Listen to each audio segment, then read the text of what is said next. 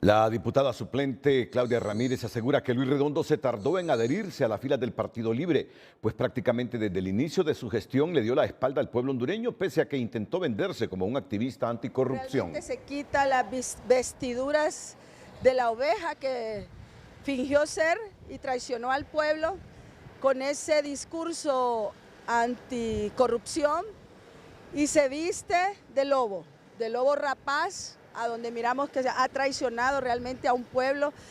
Y esto realmente era esperable, más bien se tardó, ¿verdad? Se tardó en develar toda su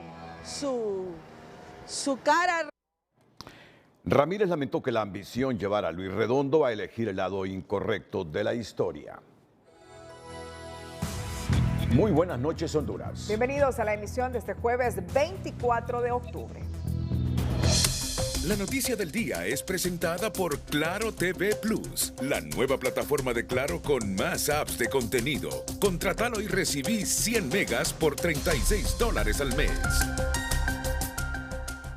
Sus verdaderos sentimientos, confuso planteamiento político e ideológico sustentado en un comportamiento tránsfuga los ha despejado por fin Luis Redondo al anunciarse su adhesión a partir del 1 de noviembre como nuevo integrante de Libertad y Refundación, donde buscará repetir en una nueva diputación por el movimiento M28 en la primera casilla por el departamento de Cortés. Redondo, un congresista que se autodefinió como activista anticorrupción, sella así su lealtad hacia el Partido Libertad y Refundación. Nosotros queremos darle la bienvenida al ingeniero Luis Redondo, presidente. Una cálida bienvenida como reconocimiento a su lealtad al Partido Libre durante los últimos 3 años, asegura este congresista, quien asegura que el presidente del Congreso, Luis Redondo, se incorpora al caballo ganador en un momento oportuno, con las elecciones primarias a la vuelta de la esquina. Y qué mejor lugar para Luis Redondo que Libertad y Refundación, ya que tanto la institución, tanto nuestro partido político ha sido leal a él, como viceversa, él ha sido leal al pueblo y leal también al Partido Libertad y Refundación. Redondo será juramentado oficialmente como miembro del Partido Libre el próximo viernes 1 de noviembre y ocupará la primera casilla del movimiento 28 de junio en la planilla de diputados por Cortes. Este hecho solo evidencia la crisis del sistema de partidos, donde el transfugismo se convirtió en algo rutinario, cuestiona este analista, quien le presagia un mal futuro a Redondo en su nueva aventura, a raíz de su turbulenta administración como titular del Poder Legislativo, donde nunca se mostró independiente ni conciliador. No creo que las ejecutorias de Redondo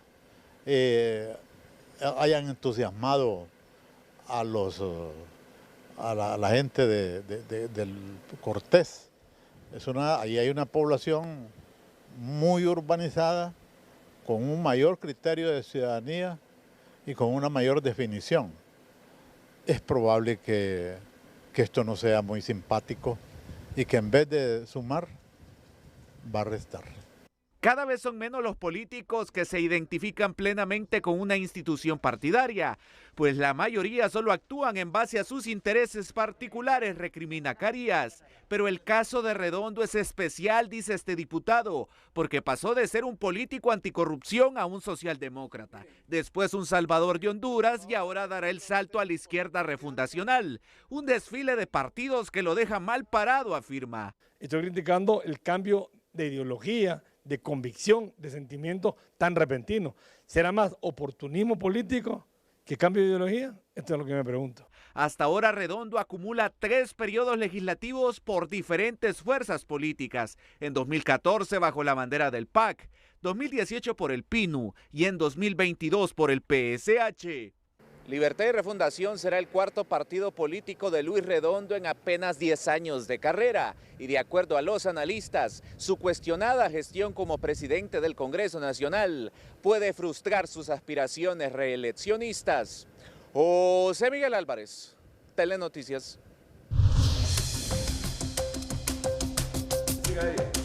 En TN5 en línea, el anuncio de que el presidente del Congreso, Luis Redondo, será juramentado como nuevo miembro del Libre se ha hecho viral en las redes sociales al destacar ese giro de quien se definió activista anticorrupción.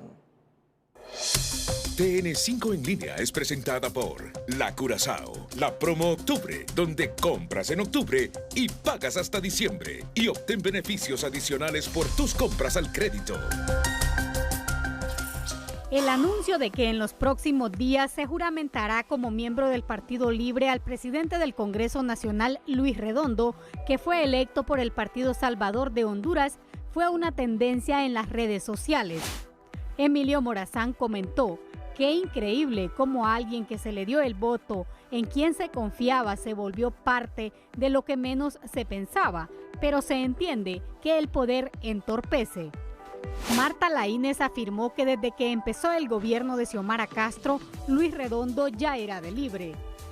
Leonidas Hernández considera que no le queda de otra, nadie lo quiere, él se quemó. Mientras que otros internautas le dieron la bienvenida. Suyapa Sagastume posteó: bienvenido ingeniero, gracias por serle fiel a este pueblo que ha sido saqueado. Igual Francisco Guardado escribió: bienvenido camarada Redondo, identificándose con el pueblo.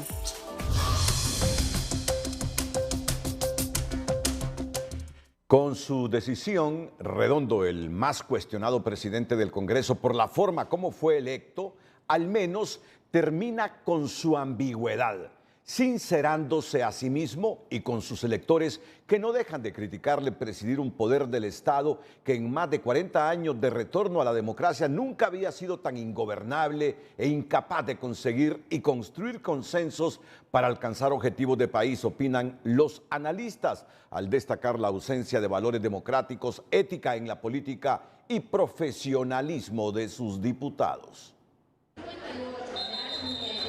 La falta de valores democráticos, ética electoral y profesionalismo son una de las causas que tienen al actual Congreso Nacional como uno de los más cuestionados desde el retorno de la democracia, a criterio de este analista del acontecer nacional. ¿Qué nos hace falta para madurar?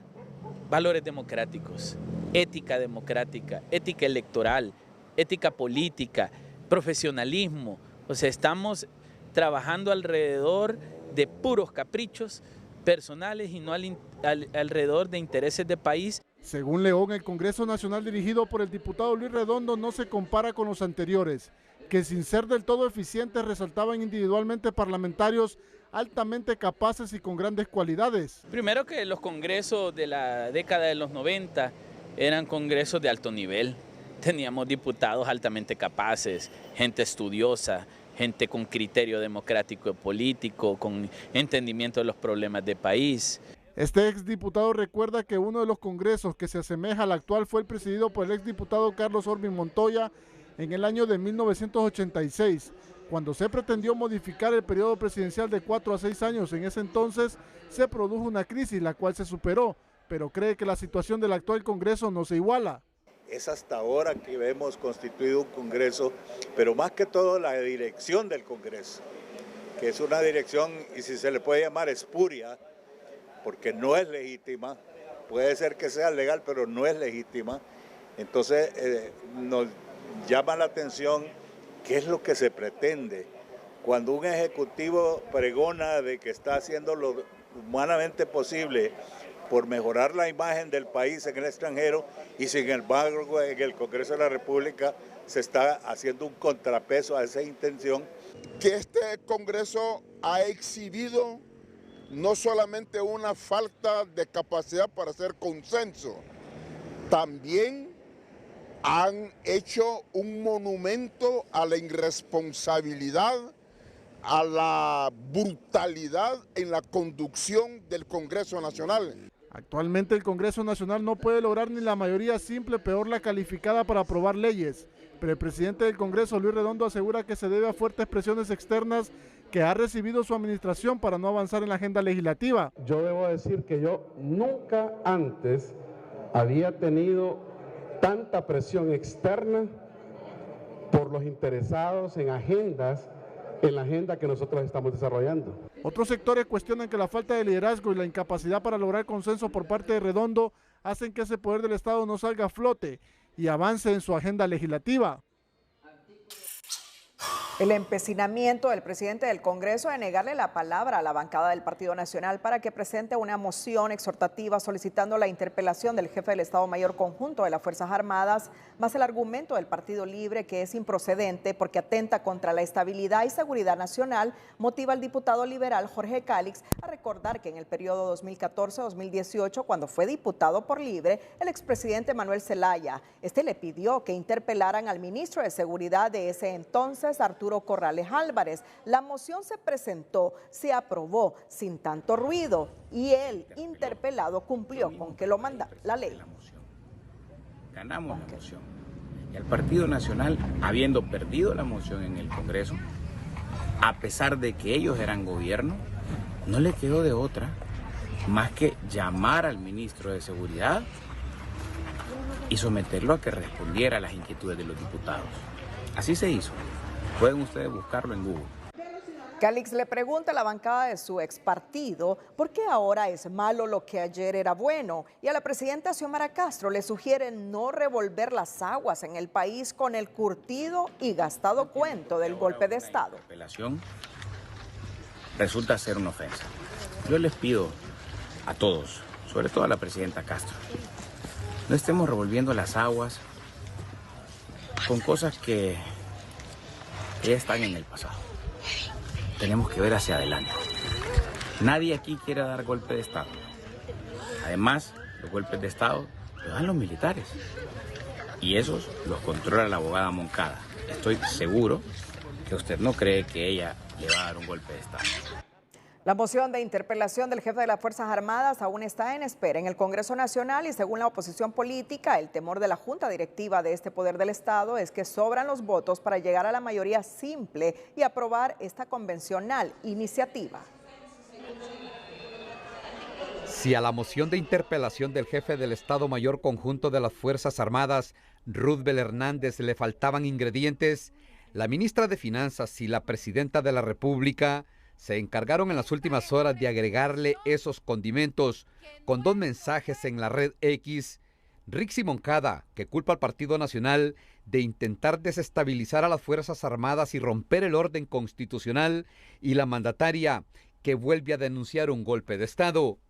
Lo que les hemos contestado nosotros, Ulises, es que sean más ingeniosos. Ya nadie les cree ese discurso de golpe de Estado. Ya nadie les cree porque las Fuerzas Armadas han dicho que están alineadas al gobierno para defender la democracia, el Estado de Derecho. Pero el partido de gobierno insiste que la película de la oposición política esta vez quedó más clara cuando quieren llevar, interrogar y acorralar en el Congreso Nacional al jefe de la institución castrense. Hay un interés desestabilizando las Fuerzas Armadas, se les facilitaría a ellos sacar a la presidenta a Xiomara Castro de la presidencia de la República, que es el fondo de ello. Ver cómo sacar a la presidenta y ha sido un interés desde el primer día de este gobierno. Y ellos no desisten de eso, porque no están acostumbrados a vivir en gobiernos democráticos. Desde el oficialismo alegan que la moción de interpelación de la bancada azul es improcedente e inconstitucional, pues el legislativo, dicen, solo puede llamar a los secretarios de Estado, términos que rebaten con la Constitución en mano muchos profesionales del derecho. Hay que manifestar que el jefe del Estado Mayor Conjunto es parte de la Secretaría de Defensa, por lo tanto es parte del Poder Ejecutivo. Así que la Constitución faculta perfectamente bien a los diputados a que puedan interpelar a este funcionario para que pueda responder a las preguntas que se le formulen en el hemiciclo legislativo. En efecto, esa facultad del Congreso está claramente establecida en el artículo 205, numeral 22 de la Constitución de la República, y ahora resulta que la ministra de Defensa se expone a ser interpelada, pues la diputada Maribel Espinosa anuncia que busca los votos para presentar la moción, pues con su último mensaje en la red X, no solo abusó de su cargo e intervino en las labores del legislativo, sino que también presenta un documento interno que ni ellos mismos tenían y conocían, asegura la diputada. La que debería ser interpelada es Rixi Moncada, por una razón muy simple. porque se está entrometiendo en los asuntos del Congreso Nacional. Ella ayer en un X sacó la moción que iba a presentar el Partido Nacional sin que nosotros, los diputados, la hayamos conocido en el Pleno del Congreso. La convivencia se vuelve más tensa en la Cámara Legislativa al trancarse la actividad normal para detener la moción de interpelación del jefe del Estado Mayor Conjunto y sumarse en las últimas horas varios diputados que salieron de libre, entre ellos Jorge Cálix, para quien sí procede la moción del Partido Nacional. En medio de esta agria discusión salta la pregunta de quién quiere desestabilizar a quién, o el gobierno con sus acciones, o la oposición política con sus reacciones. Ulises Aguirre, Telenoticias. Mediante un comunicado, la bancada del Partido Libre condenó toda clase de golpe, ataque o manipulación política en contra de las instituciones constitucionales del país. Luego, asegura Libre del intento injustificado de interpelación política al jefe del Estado Mayor Conjunto, Roosevelt Hernández, impulsado por alguna fuerza de oposición en el Congreso. Eso constituye una maniobra irresponsable que está orientada a fraccionar la cadena constitucional y desestabilizar la armonía institucional a lo interno de las Fuerzas Armadas de Honduras, ampliaron. En ese sentido, respaldaron a la presidenta Castro en su lucha decidida por la construcción de la democracia, seguridad jurídica, imperio de la ley y defensa de la soberanía nacional. La diputada nacionalista y precandidata designada presidencial María Antonieta Mejía se presentó este jueves a las oficinas de la Comisión Interamericana de Derechos Humanos en Washington para denunciar la persecución política de la que aseguran es objeto el exalcalde capitalino Nasri Afura. Hoy a las afueras de la oficina de la Comisión Interamericana de Derechos Humanos, tal como lo dijimos, a interponer la denuncia donde vamos a solicitar medidas cautelares por la persecución política que está viviendo en nuestro país y ahora se le suma en compás al Ministerio Público. Mejía indica que este no es solo un ataque contra Papi a la orden, también contra la democracia, la cual defenderán cueste lo que cueste. El Consejo Nacional Electoral, mire usted, volverá a conocer un escrito en el que se solicita la cancelación de la personería jurídica del Partido Nacional y que el órgano electoral ya había desestimado. Las razones nos las explicará en los próximos segundos el periodista José Andino. Escúchese bien lo que presentamos en este momento. En 2 ocasiones hay un grupo político hondureño que le ha solicitado al Consejo Nacional Electoral cancelar la personería jurídica del Partido Nacional por asuntos de corrupción, de actividad de drogas de algunos de sus dirigentes, violación a los derechos humanos. La primera vez que se presentó la desestimó el Consejo Nacional Electoral. Se apeló al Tribunal de Justicia.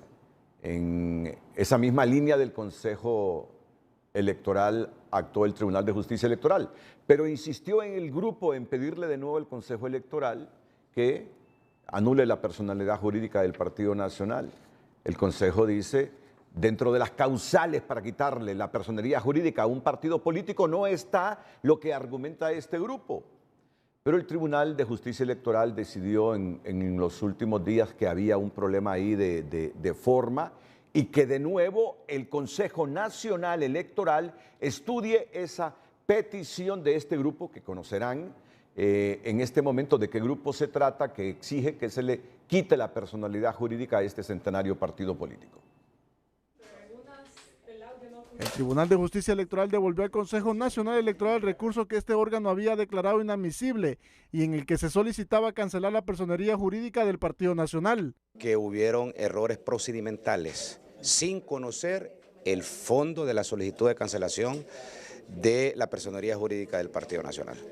Inmediatamente detectamos esos errores de forma y esa fue la decisión que tomamos el día de ayer, devolver al Consejo Nacional Electoral las diligencias a su lugar de origen para que enmienden esos errores y que remitan de nuevo el expediente para que nosotros conozcamos ya del fondo. El recurso presentado por segunda vez por un miembro del Movimiento Amplio por la Dignidad y la Justicia, MAD, solicitando que se cancelara la personería jurídica e inscripción del Partido Nacional por la vinculación de líderes del partido con la criminalidad organizada, corrupción y violación de los derechos humanos, fue declarado inadmisible por el CNE al indicar que estas causales no están establecidas en el artículo 148 de la ley electoral. Porque la ley electoral no lo determina, entonces hay que seguir ese procedimiento. En un Estado de Derecho, las autoridades tienen que garantizar que el proceso se desarrolle conforme al debido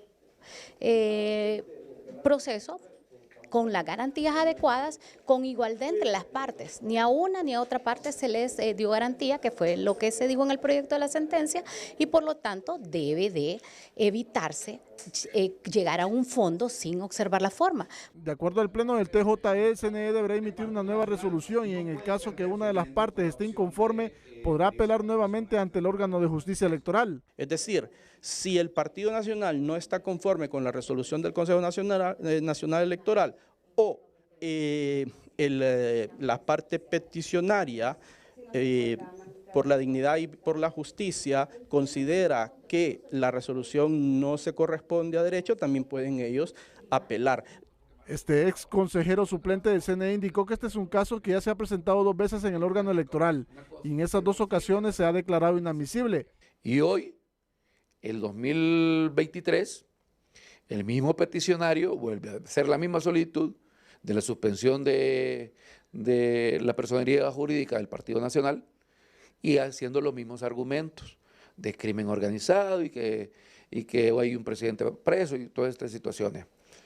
Cosa que no está enmarcado dentro del artículo 148 de la ley electoral, que ya la citamos.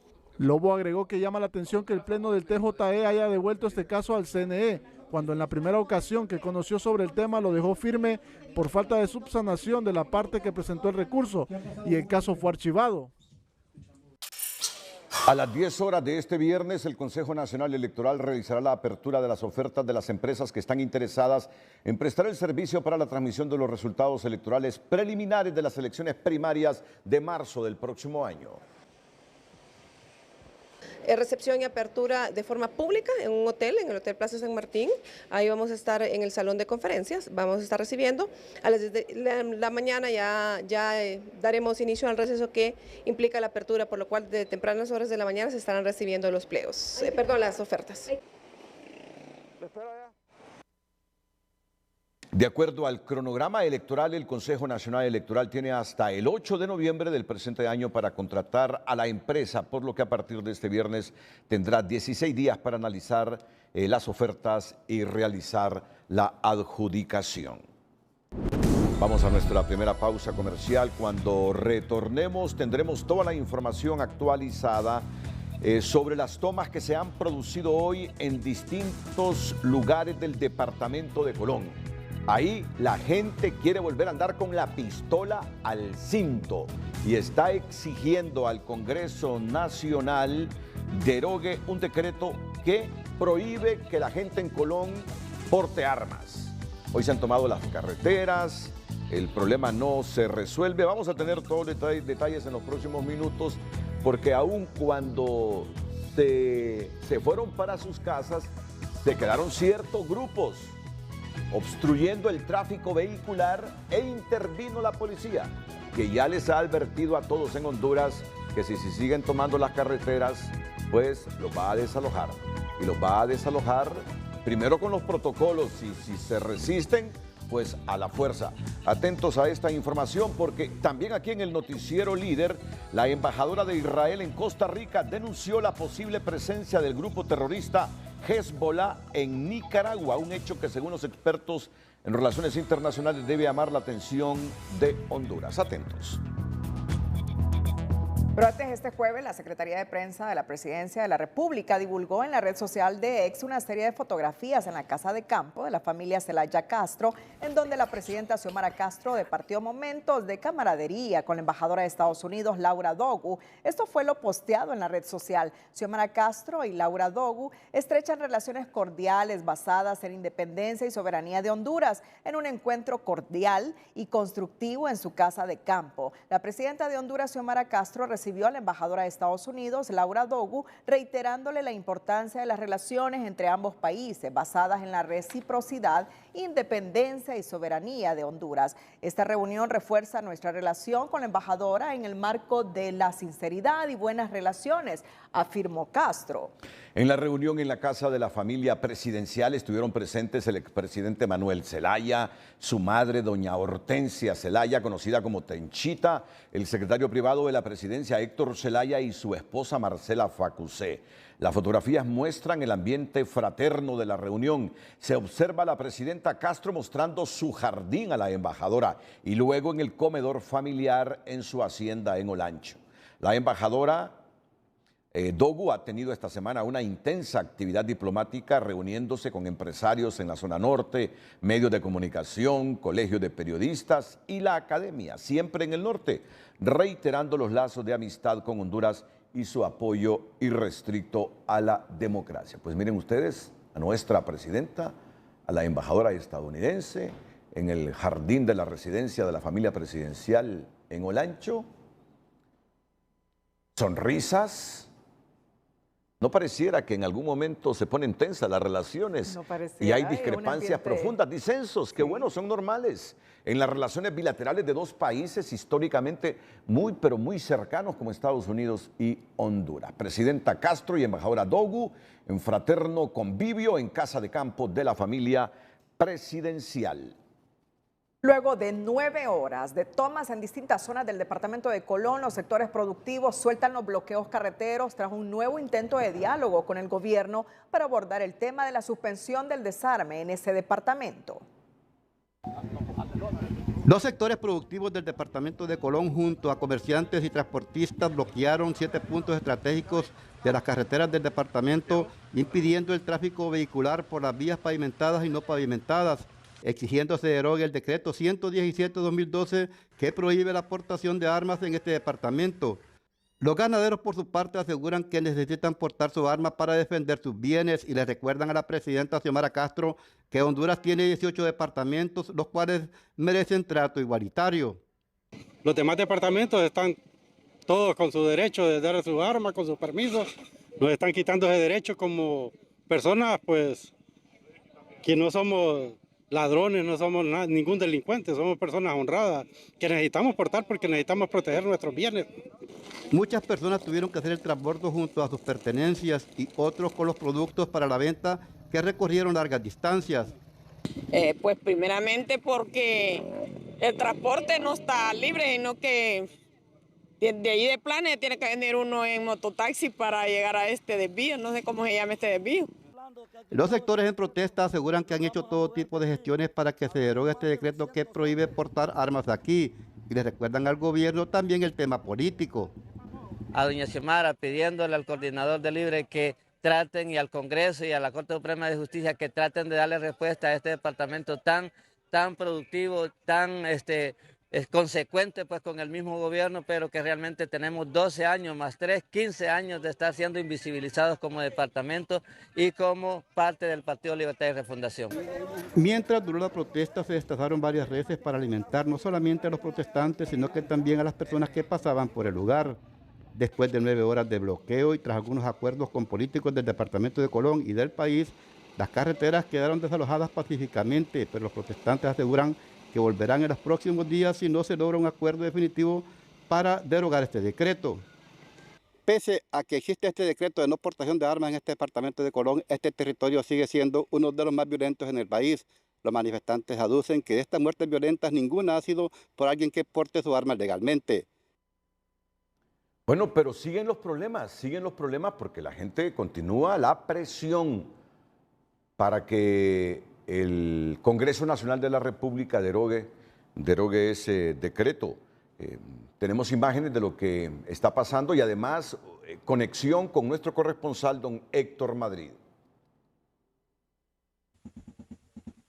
Bien, gracias Renato, Cristina. Ya vieron ustedes todo lo que ocurrió pacíficamente durante todo el día, pero al final, ya después de que prácticamente se iban a ir los campesinos, especialmente aquí en el sector de Taujica, hubo hechos violentos. Si nos describe puntualmente qué fue lo que pasó y cuáles fueron los daños. Lamentablemente ya se había decidido, habían acuerdos con el grupo coordinador en Puente Alto que se iba a levantar la toma a las 5 de la tarde. Desgraciadamente faltaba como una hora para que esto se terminara cuando se nos agredió con la tanqueta y con el escuadrón antimotines, donde salimos perjudicados los dos compañeros. A uno le rompieron la cabeza, a otro le rompieron la cabeza, aparte de que le golpearon la espalda, le rompieron una costilla, lamentablemente una persona como de 56 años. Aparte de eso, habían carros parqueados ahí que eran de personas que estaban esperando pasar, destruyeron esos carros con los toletes, ahí hay pruebas. No había tenido un desalojo con una tanqueta, es horrible, hay que correr rápido y si no lo alcanzan, y además los chorros de agua tienen una presión que levantan a una persona si le impacta un chorro de agua. ¿Ustedes responsabilizan, me dijo aquí? Al ministro de Seguridad, porque él incluso había de antemano dicho que no iba a tolerar una toma de carretera, la mantuvimos por más de 8 horas, y desgraciadamente ya para cerrar ellos decidieron pues pegarnos una vergueada y corrernos y golpearnos, pero igual somos un pueblo que estamos acostumbrados a resistir y así, aquí estamos, seguimos al pie de la bandera. Bien. Gracias, Renato Cristina, de lo que ha dicho Vitalino Álvarez, portavoz de los grupos campesinos. Pues 2 heridos, hay vehículos destruidos y motocicletas destruidas después de que todo estaba en paz y que todo iba a terminar en tranquilidad, pero terminó en este hecho violento. Vuelvo con usted a los estudios de TN5 Estelar. Buenas noches. Bueno, Héctor Madrid nos sigue informando ahora por la vía telefónica que continúan los problemas ahí en el departamento de Colón. Héctor, ¿qué sucede ahora? Adelante. Buenas noches, licenciado. Efectivamente, mire, ha habido un desalojo violento en estos momentos en la comunidad de Honduras-Jaguán, carretera CA13, esta carretera que comunica al municipio de Trujillo, en donde la policía ha desalojado a un grupo de manifestantes que habían tomado la carretera. Durante la tarde se fue desalojada, se fueron, pero en la noche regresaron después de los hechos ocurridos que vimos hace un momento en la comunidad de Taujica. Pero hasta el momento no se reportan personas detenidas ni heridas, pero sí se puede observar en el video cómo la policía anda tras los manifestantes. Ya la carretera fue desalojada, han llegado un promedio de unos 400 policías para tratar de desalojar a las personas que habían tomado estos tramos carreteros. Y rápidamente les comento que en la noche han habido un promedio de 6 tomas de carretera, una en Sabá, otra en Zonaguera, también otra en Tocoa, y la otra que fue desalojada fue en la carretera hacia el departamento de Olancho por el corredor agrícola, en donde también allá hubo fuerte forcejeo entre policías y manifestantes, pero hasta el momento no se reportan personas heridas. Y en la comunidad de La Pieta, hace un momento también los manifestantes tomaron la carretera, esto a entrada al municipio de Zonaguera, y también durante 2 horas, pero ya fueron desalojados. Lo que tengo el momento, siguen las protestas y se anuncia que mañana podrían seguir estas protestas en vista de que los hechos violentos que han ocurrido en las últimas horas. Te pregunto así, de manera breve, respuesta breve, ¿qué tan peligroso es andar desarmado en Colón, Héctor? Este problema, licenciado, que como aquí la mayoría de la gente está acostumbrada a andar sus armas para proteger sus bienes, entonces rápidamente cuando los delincuentes andan armados y encuentran al ganadero, por ejemplo, desarmado, lo asaltan y hay testimonios en donde han salido muchos heridos, especialmente los ganaderos y agricultores.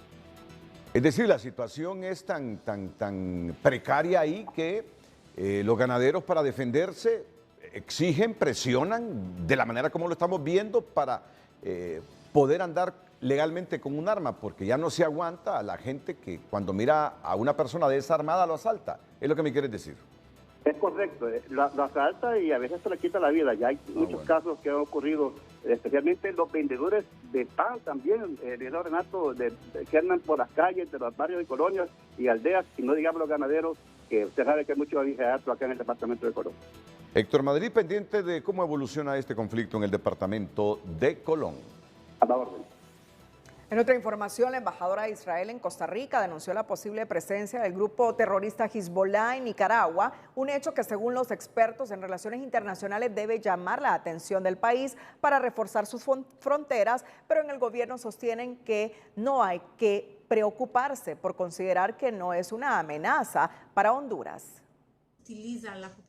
La denuncia de la embajadora de Israel en Costa Rica, Michelle Gur Ariet, sobre la supuesta presencia de miembros de Hezbollah en Nicaragua no debe descartarse, Por eso hay que estar alerta para cuidar la soberanía nacional y evitar que el país se involucre en problemas ajenos, considera este académico. En todo caso, es obligación nuestra estar atentos como nación, como país, para, por una parte, a salvaguardar en todo momento la soberanía nacional y, por otra parte, para evitar que Honduras se vaya a ver involucrada en problemas y en conflictos de los cuales en este momento nosotros no somos parte. Este experto en temas internacionales considera que el Estado, a través de las Fuerzas Armadas, debería investigar y redoblar la vigilancia en las fronteras. Hay que tomarle en serio, porque esto ya es prácticamente al lado nuestro, en donde está el vecino.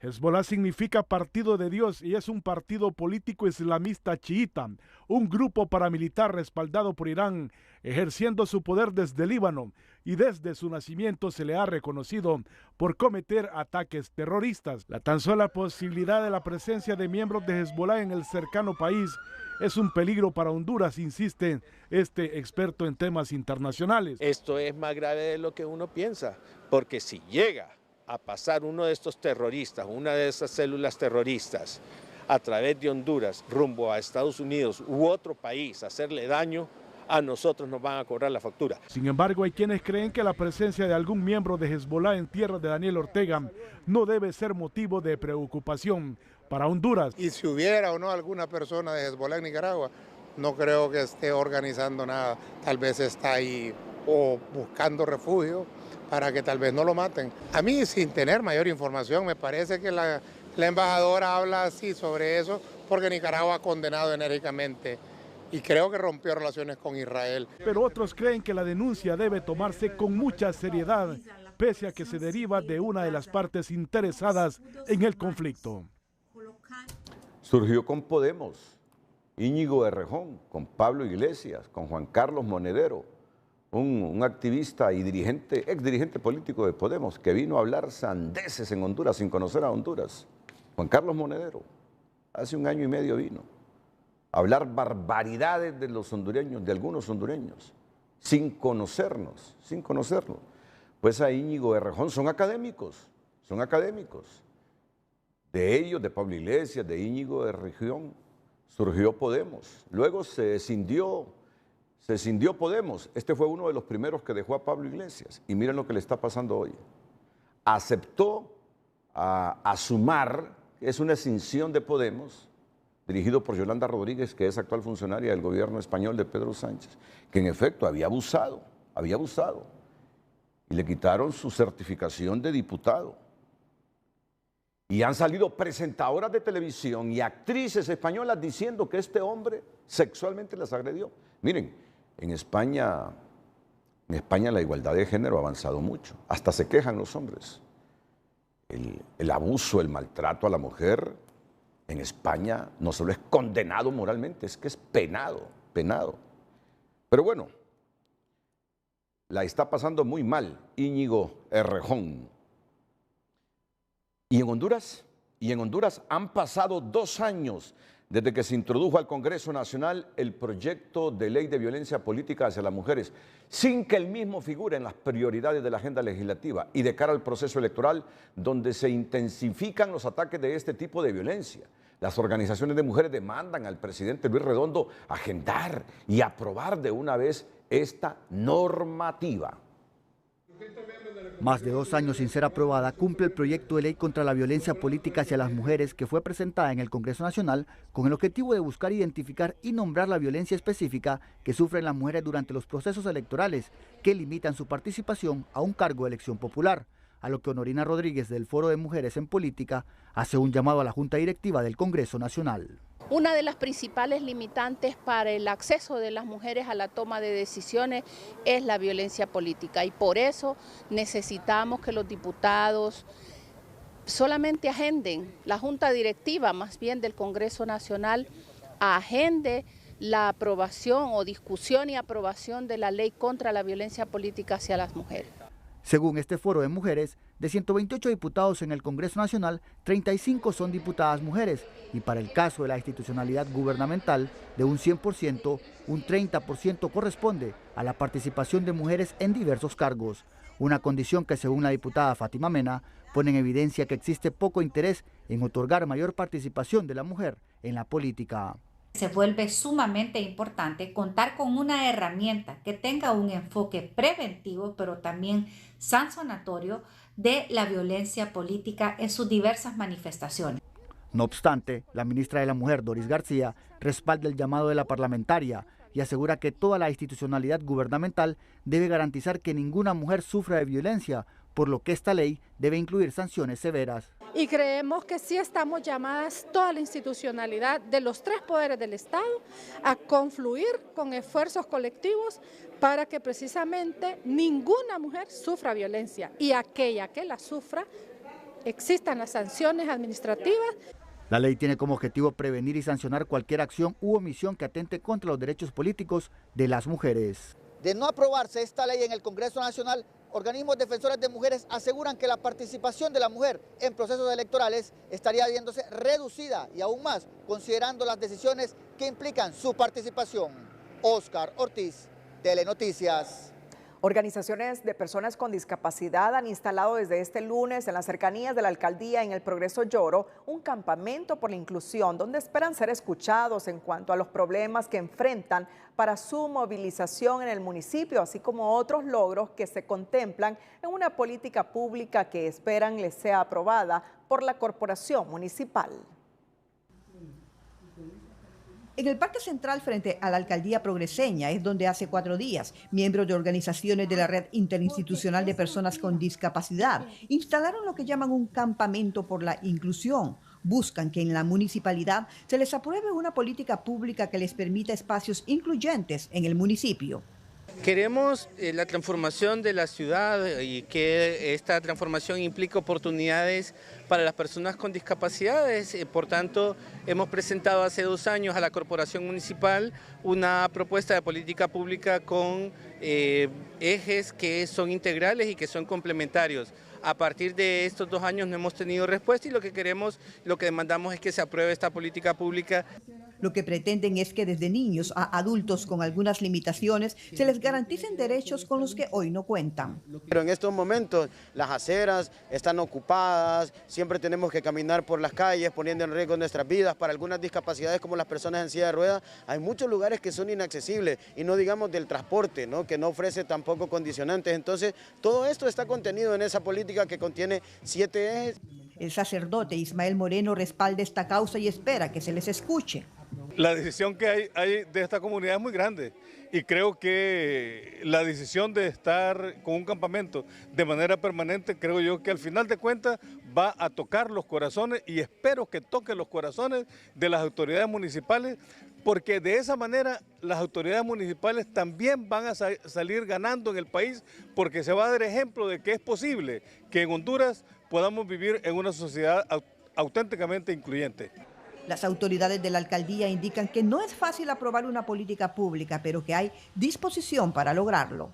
Siempre vamos a estar con ustedes, que siempre les vamos a apoyar y que no se preocupen. Ya el lunes van a estar citados ellos a la reunión de corporación municipal, donde ahí vamos a aclarar varios puntos y hacer una mesa de trabajo con ellos mismos para salir adelante. Aún así, los representantes de estas organizaciones dicen que se mantendrán en este campamento hasta que surjan acuerdos.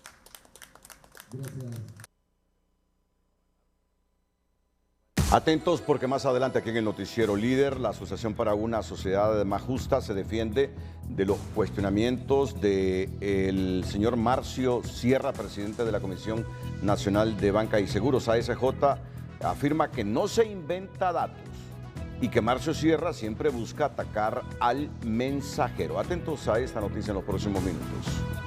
Pero antes, nuestro emprendedor de este jueves se traslada a la región de los Alpes en Jesús de Otoro, en Intibucá, donde se encuentra la atolera El Mirador, donde puede degustar los exquisitos productos derivados del maíz, teniendo como fondo una vista espectacular del Valle de Otoro. El emprendedor de hoy es presentado por Ficosa, Ahorra para lograr todo lo que te propongas porque en Ficosa tienes todo el respaldo para que descubras cómo ahorrar es poder. Ante las escasas fuentes de trabajo, una familia de esta pequeña aldea ubicada en el Corredor Lenca decidieron colocar una pequeña cafetería que al poco tiempo evolucionó para convertirse en un parador obligatorio para saborear de los ricos tamalitos, montucas y el siempre calientito atol de elote. Falta de empleo en nuestra comunidad. Iniciamos aquí con una pequeña cafetería, vendiendo café, y luego los mismos clientes nos apoyaron para poder nosotros lo que es vender de lo que es derivado del elote, lo que es montucas, tamalitos, atol y todo lo. Y también se vende comida. Su crecimiento obligado se debe a su buen servicio que lo acompaña a una vista inigualable donde puede divisar en su totalidad el Valle de Otoro. Muy pequeño, pero luego lo mismo fuimos ampliando y la amplitud fue para poder divisar lo que es el paisaje, aparte de que las personas puedan sentirse cómodas y relajarse un momento por ver todo lo que es naturaleza. Las buenas recomendaciones, redes sociales son su manera de publicidad, así como su número de celular 9260-3979. A través de las redes sociales tenemos lo que es en Facebook, nos pueden encontrar ahí como Atolera El Mirador, también a través de las mismas personas comunicando a otras personas. Y está el 9260-3979 para pedidos también que nos pueden contactar. Atolera El Mirador es muy visitada por su exquisito sabor en los derivados del maíz, pero aún más por este hermoso paisaje. Para Telenoticias desde la zona central del país, Omar Valenzuela. El director de Seguridad y Justicia ASJ, Nelson Castañeda, defendió este jueves que ellos no se inventan los datos, como insinúa el comisionado presidencial para la cuenta del milenio y titular de la Comisión Nacional de Bancos y Seguros, así como del gobierno digital Marcio Sierra, de quien lamenta siempre busque la salida más fácil, como es atacar a la sociedad civil. Siempre hay autoridades o funcionarios que buscan atacar al mensajero y no el mensaje, ¿verdad? Y creo que aquí es pues un tema ya de estrategia comunicacional de cada institución del Estado que busca pues en cierta medida tratar de desviar la atención de la responsabilidad que conlleva pues el liderar la incorporación o optar a este tipo de beneficios internacionales. Sierra señaló que si Honduras no puede acceder a los fondos de la cuenta del milenio es porque los informes de la ASJ son negativos en materia de lucha anticorrupción, el único indicador que están reprobando. Sectores académicos y de economía lamentan el desconocimiento del titular de la Comisión de Bancos y Seguros, Marcio Sierra, de culpar a la ASJ porque Honduras no puede acceder a los fondos de la cuenta de desafío del milenio. Dicen que sus acusaciones son irresponsables y evidencian un desconocimiento de la metodología que se utiliza y que si Honduras diera señales claras de combate a la corrupción, la CICI ya se hubiera instalado. Posiblemente no vamos a aprobar ese indicador. El argumento del presidente de la Comisión de Bancos y Seguros, Marcio Sierra, de culpar a la Asociación para una Sociedad Más Justa por quedar fuera de la cuenta del milenio carece de rigor. Es injusto y busca eludir una realidad que no se puede ocultar, asegura el coordinador del FOSDE. Por mucho que se quiera plantear una responsabilidad específica a alguien, no es justo, pero al mismo tiempo no es suficiente como para poder decir que es por una opinión que la percepción cambia. Agrega que no se ocupa ciencia para entender acciones como la cancelación de la extradición y los escándalos de corrupción. Incluso es una idea peregrina porque ninguna organización de sociedad civil tiene tal poder para influenciar en un ente como la Corporación del Desafío del Milenio, afirma este economista, quien explica que si hubiese avances en el control de la corrupción, ya habría venido la CICI. Es muy evidente que el país no ha mejorado en cuanto a temas de corrupción. Si fuera así, ya tendríamos acá la CICI como se había prometido, ¿verdad? Y es evidente también que los escándalos, sobre todo los que se han dado en los últimos días y las medidas que se tomaron desde el comienzo de la administración, no dan pábulo para que se pueda acceder a este importante programa. Por su lado, el director de ASJ lamenta que el funcionario haga esa afirmación, porque solo refleja que todavía desconoce cómo funciona la cuenta del Milenio, ya que tiene al menos 10 organismos a los que consultan solo para evaluar el indicador de corrupción. Lamento esto, es una declaración completamente fuera de la realidad. Animarle a él a que, si en estos 2 años no lo ha hecho, vale la pena que lea la metodología, porque creo que de esa forma va a poder ser más efectivo en esa responsabilidad que le han dado de tratar de corregir las falencias que tiene Honduras para que pueda acceder a estos recursos.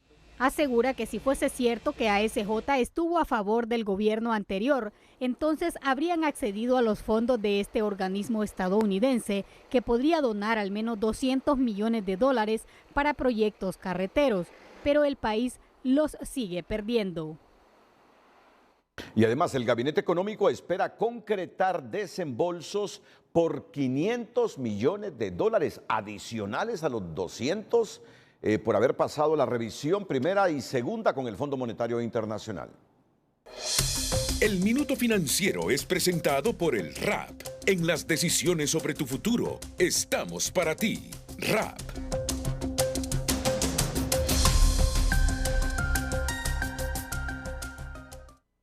Los miembros del Gabinete Económico informaron este jueves que esperan obtener desembolso de al menos $500 millones para antes que finalice el año para financiar el programa de inversión pública, según los acuerdos alcanzados durante las reuniones del Banco Mundial y el Fondo Monetario Internacional que se llevaron a cabo esta semana en Washington. La delegación está encabezada por el secretario de Finanzas, Cristian Duarte, y la presidenta del Banco Central, Rebeca Santos, quienes se hicieron acompañar del vicepresidente del Congreso, Hugo Pino. Los funcionarios detallaron que el FMI desembolsará cerca de $200 millones, 150 millones del Banco Mundial, 25.6 millones del BID y 130 millones de otros organismos multilaterales. Entonces, sí están incluidos aquí los 200 millones del Fondo Monetario Internacional. 500 millones de dólares que se pudiesen conseguir antes que finalice el año. Claro, al final todo esto suma a la deuda externa del país.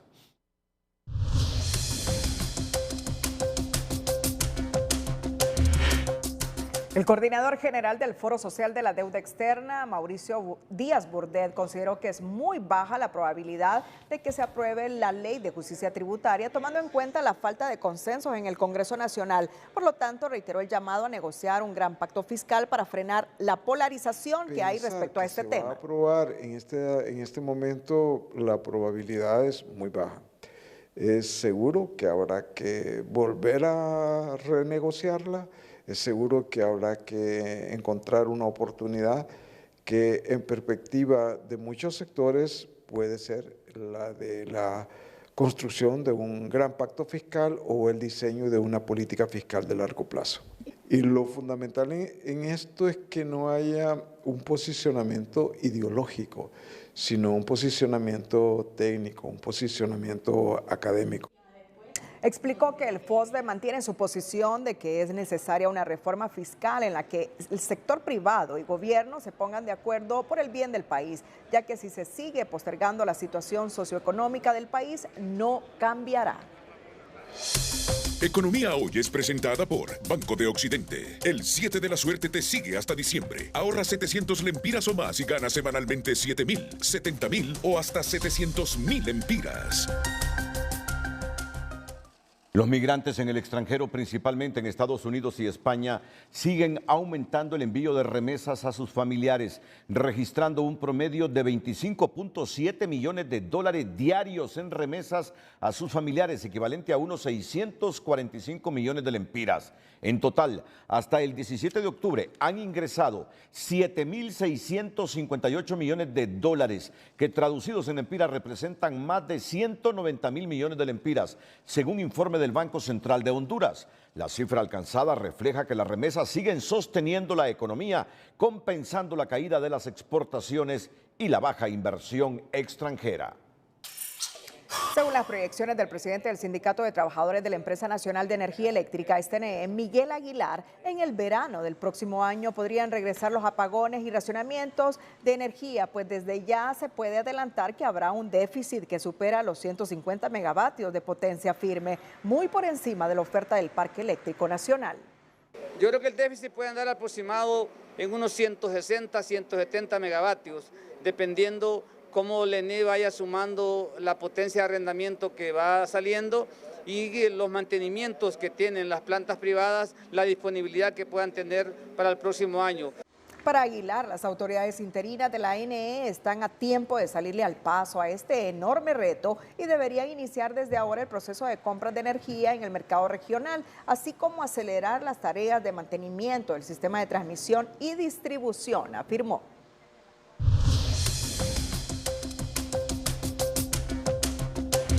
Y la salud financiera, también conocida como bienestar financiero, es la medida en que una familia o persona puede gestionar fácilmente sus obligaciones financieras. Y en Educación Financiera le contamos cuáles son los 4 elementos básicos que la componen. Educación Financiera es presentada por Banpaís. Descarga, regístrate y disfruta lo que te gusta con la nueva app Club BP de Banpaís. Siempre de tu lado. La salud financiera se comprende por medio de 4 elementos esenciales: confianza, sentir plena seguridad y tener control por encima de las finanzas, metas, estar encaminados a alcanzar futuras metas.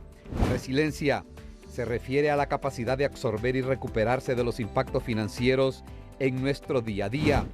Rutina diaria es la correcta gestión de nuestras finanzas a corto plazo para cumplir con las responsabilidades financieras y las necesidades de consumo básico.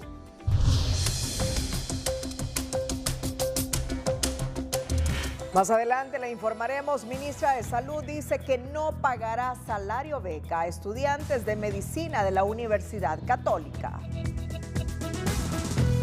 La ministra de Salud, Carla Paredes, reconoció que no hay presupuesto para cumplir con el pago del salario beca de los estudiantes de medicina y cirugía de la Universidad Católica que estaban próximos a iniciar su servicio social. La funcionaria indicó que su administración no puede asumir el impacto financiero de 30 millones de lempiras que representa el apoyo a la UNICA por parte del Estado. Universidad privada, nos exigen que hagamos un sacrificio extremo. ¿Y ellos qué sacrificio están haciendo? Yo no puedo pagar esas becas. No puedo.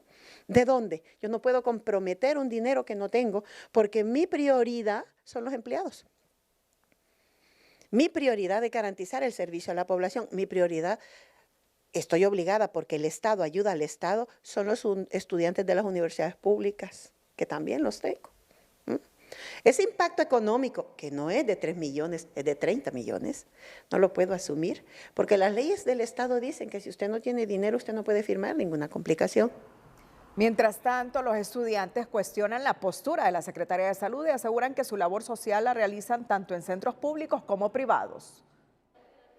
Al diálogo en ese aspecto, y nosotros estamos dispuestos pues a buscar otras medidas que veamos convenientes, ¿no? Ya si la Secretaría no nos quiere dar,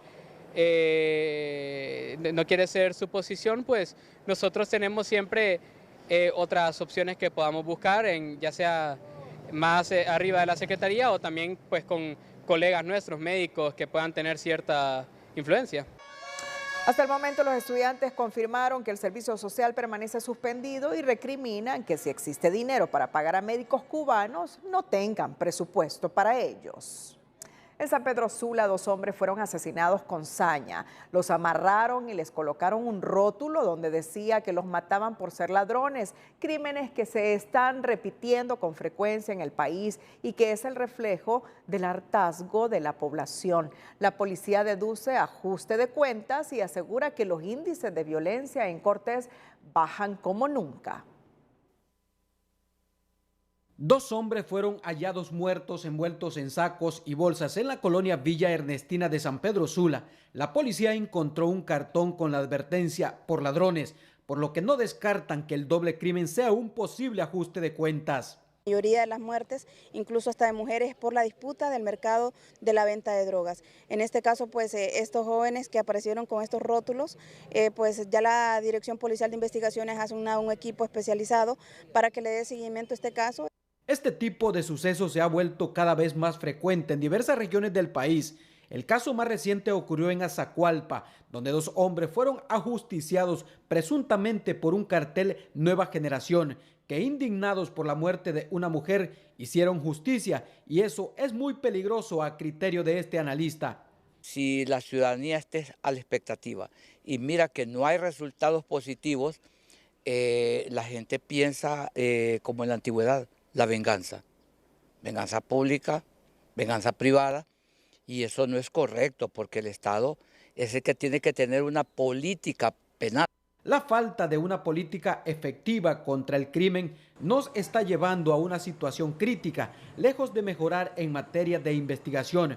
Muchos expertos, como este penalista, considera que estamos experimentando un preocupante retroceso. Es malo, un país debe tener Estado de Derecho, debe tener su justicia, debe tener su policía, sus investigadores, y si lo están haciendo mal, hay que mejorar, hay que traer auxilio de fuera. A pesar de los recientes crímenes, como los hallazgos de esta mañana en una colonia de San Pedro Sula, la policía destaca una significativa reducción en los homicidios en el departamento de Cortés, esta región que antes era considerada la más violenta de Honduras. Tenemos lo que es una reducción de menos 155 homicidios en lo que es la región del Valle de Sula. Caso contrario a lo que fue el año 2023, que teníamos aproximadamente hasta esta fecha unos 490 homicidios. Han bajado tanto los homicidios según la policía, que actualmente las muertes por accidente de tránsito ocupan el primer lugar, al menos en el departamento de Cortés. Orlin Martínez, Telenoticias. Este jueves, un juez dictó medidas distintas de la prisión a 3 exmagistrados de la Corte Suprema de Justicia, a quienes se les acusa del delito de prevaricato judicial, en un caso civil en donde el Estado habría perdido más de 150 millones de lempiras. La causa penal para los ex magistrados de la Corte Suprema de Justicia Sala Civil, Rina Auxiliadora Alvarado, Reinaldo Antonio Hernández y Wilfredo Méndez Romero, sigue activa según la resolución dictada por un juez en materia de criminalidad organizada y corrupción. Se ha notificado en legal y debida forma a 13 magistrados de la Sala Civil y el juez ha dictado un auto de formal procesamiento con medidas sustitutivas a Reinaldo Hernández, Wilfredo Méndez y Rina Alvarado. El delito es prevaricato judicial. Según la Fiscalía Especial para Enjuiciamiento de Servidores del Sector Justicia, los acusados fallaron un caso civil que conoció antes la Sala Civil, pero de la Administración 2002-2009. Esto dice el ex magistrado Hernández. Yo les pido a ustedes, como tribunales de la opinión pública, que busquen el acta 2020-15, donde reza en la Secretaría de la Sala de lo Civil y donde expresa claramente de que la magistrada no votó y no firmó. Al tener esa circunstancia no es sentencia y por lo tanto nuestra Corte nos ordenó a la sala deliberar, votar y fallar. Ya la audiencia preliminar está agendada para el 12 de noviembre de 2024, pero los abogados de los acusados ven hacia la Corte de Apelaciones para que ésta analice la prueba de descargo que a su criterio no ha sido valorada por el juez de primera instancia. Vamos a ver qué dice Corte de Apelación, que es un tribunal colegiado y que conoce correctamente el procedimiento que se debe de seguir. Vamos a esperar cuál es su criterio jurídico. La polémica en este caso es que el expediente subió al Pleno sin firma ni sello de una magistrada de la Sala Civil, periodo 2002-2009, por lo que se devolvió a Sala Civil periodo 2009-2016. El Ministerio Público dice que esto ocurrió por la persistencia del ex magistrado Hernández. Lamentamos el sensible fallecimiento de la señora Rosa María Vanegas, que de Dios goce. Sus restos están siendo velados en la funeraria San Miguel Arcángel de la colonia Alameda. Su sepelio en el San Miguel Arcángel, Las Casitas, este viernes 25 de octubre a partir de las 5 de la tarde. El estado del tiempo es presentado por Servicio Aeroportuario Nacional. La transformación de nuestros aeropuertos ya está en proceso.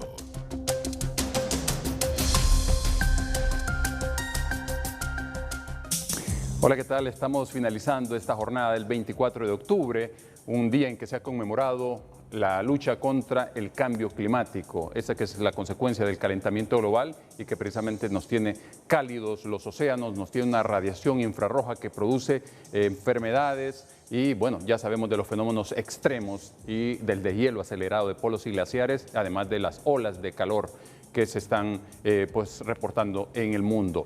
Y también estos fenómenos están impactados por el calentamiento global. Este es Christy, tremendo huracanón, categoría 5, con vientos sostenidos de 260 kilómetros por hora que se está moviendo en el Pacífico en esta trayectoria y enviando corrientes marinas peligrosas a Baja California Sur y a parte del Pacífico centroamericano y mexicano. Mientras sobre nuestra región estamos a punto de recibir en esta jornada de viernes una onda tropical. ¿Qué va a pasar con esta onda tropical? Bueno, ingresa por la región oriental desde horas de la mañana y comienza su recorrido en el territorio, pero los volúmenes un poquito más fuertes de lluvia se van a concentrar justamente en el oriente, algunas zonas del sur y la costa norte, y también pues con reporte de chubascos en el centro y occidente, pero un poco más dispersos. Aquí vemos justamente la incidencia de este fenómeno y la proyección, y hacia horas de la noche las concentraciones húmedas en toda la parte nororiental del país, y aquí vamos con el conteo de los acumulados de precipitación. Mire usted cómo van apareciendo en la región oriental también y extendiéndose en el resto del territorio hondureño para esta jornada de cierre de semana. Las temperaturas se mantienen en la costa norte 29, 31 en el Valle de Sula, entre 22 y 30 en el occidente, 27 aquí en el centro, que son agradables, calorcito fuerte, 36 grados en la zona sur, 30 y 28 en la región oriental. Cerramos la emisión estelar a continuación a 5 de TN5. Las 5 de TN5 son presentadas por Farmafácil. Todos los miércoles de canjes, hasta un 40% de descuento en productos de canjes.